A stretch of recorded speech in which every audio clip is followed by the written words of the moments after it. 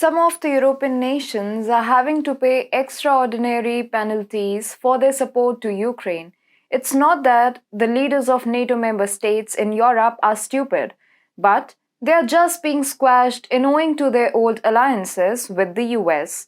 Once prosperous European nations like the UK, Germany, France, Italy, and many more are now struggling domestically as they had to unwillingly back Biden's war in Ukraine. The European continent is under the grip of record high food and energy inflation owing to disrupted supply routes, and if it weren't enough, Zelensky has now come for European farmers.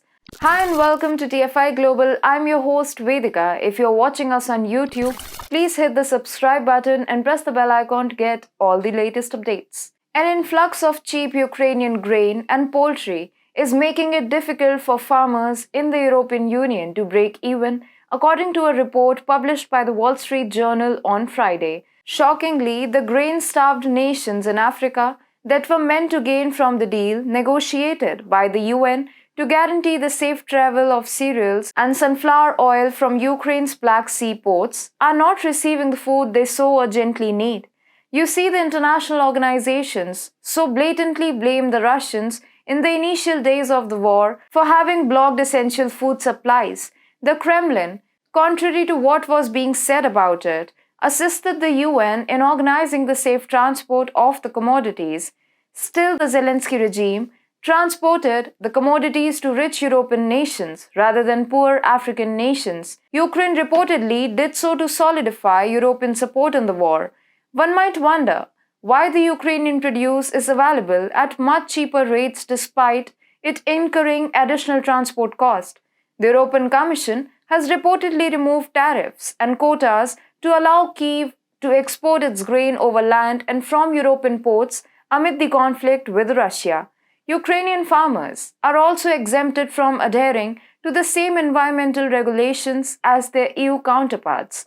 Frustrated at their leaders' failures to support local interests in a very competitive market, farmers in several Bulgarian cities recently protested against Ukrainian agriculture imports.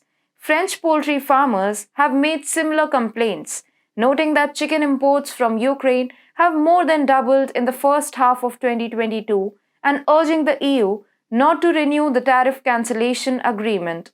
Apart from pricing out local farmers' wares, Ukrainian cargoes are also taking up needed space at the ports. Christian Gavrila of Romanian trade organization Pro Agro told the Wall Street Journal, the pace of grain exports from Ukraine jumped 66% last month as the UN oversaw a deal to ensure safe passage out of the Black Sea, the American Daily noted.